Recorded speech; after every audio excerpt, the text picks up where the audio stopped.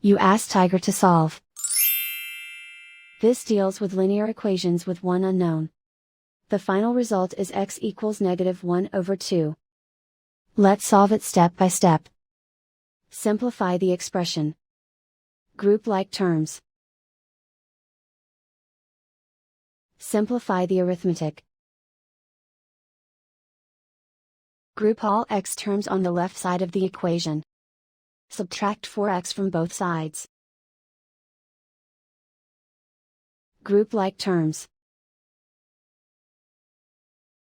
Simplify the arithmetic.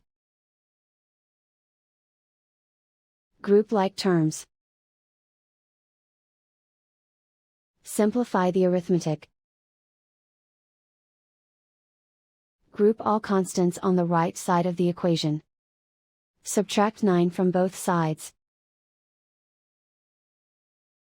Simplify the arithmetic.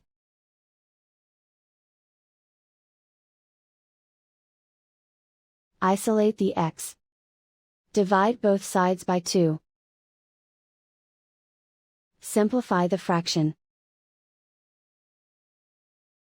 And so the final result is x equals -1/2.